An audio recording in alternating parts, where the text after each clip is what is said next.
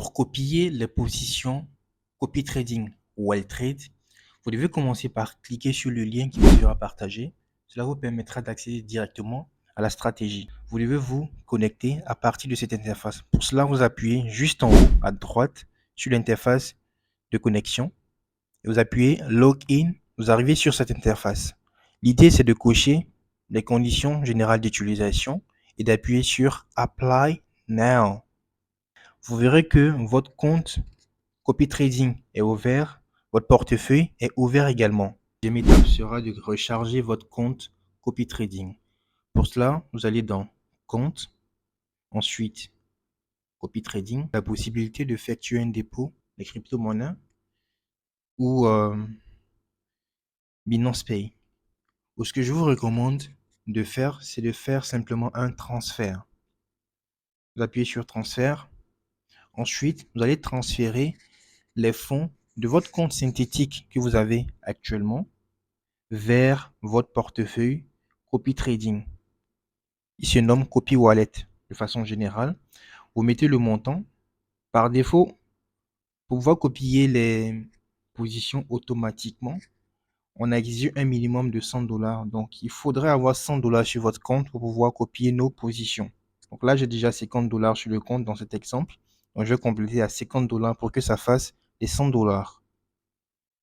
J'appuie sur Continuer. La troisième étape consiste à effectuer le paramétrage du copy trading, qui est une étape très facile. Pour cela, vous allez toujours dans Compte, ensuite Copy Trading. À ce niveau, vous allez dans Go to Copy Trading, l'interface qui est dédiée à tout ce qui est copy trading. Ensuite, ce que vous allez faire, c'est de rechercher dans l'espace de recherche Trading 3.0. 3.0. Effectuez la recherche. Normalement, la stratégie devrait apparaître ici. Ce que vous aurez à faire, c'est de cliquer sur la stratégie.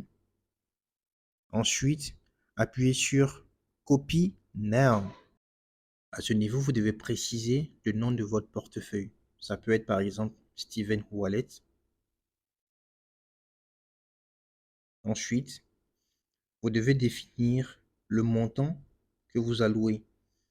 Le minimum d'investissement sur votre wallet qu'on a exigé, c'est 100 $. Donc, vous devez mettre 100 $ à ce niveau. Et concernant le mot de passe, c'est très important. Dans cet exemple, c'est vrai, je mets 50 $, mais lorsque vous allez vouloir copier, il va être exigé un minimum de 100 $. Donc, mettez 100 $ à ce niveau. Et le mot de passe est très important. Mettez un mot de passe que vous pouvez retenir assez facilement, mais le mot de passe requiert une certaine nomenclature. Il doit avoir un majuscule, par exemple, grand S pour Steven, lettre minuscule, petit t, un nombre de 0 à 9, par exemple 0, 98, un caractère spécial, arrobase, et ça doit être de 8 à 15 caractères. Donc, je peux mettre le reste. Et lorsque toutes les cases sont marquées en vert, vous pouvez passer à l'étape suivante. Depuis suivant. Cette interface est dédiée à la gestion de stop loss et également de vos différents take profits. Mais il est recommandé de laisser les paramètres par défaut et d'appuyer sur Next.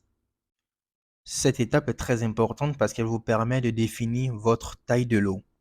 Ce qu'il est recommandé de faire, c'est d'utiliser des lots fixes par rapport aux différentes positions qui seront prises. Du coup, vous allez appuyer sur Fix Lot Allocation. Et là, la taille de lot que vous allez prendre qui est recommandée pour un capital de 100 $, c'est 0.25. Une fois que vous définissez le lot de 0.25, cela veut dire que nous plaçons une position, peu importe la taille de lot que nous allons prendre, chez vous, ça sera exécuté 0.25. Et pour un capital à 100 $, c'est un risque qui est assez acceptable. Vous allez appuyer sur Next et vous avez un résumé de tout ce que vous avez fait comme paramétrage.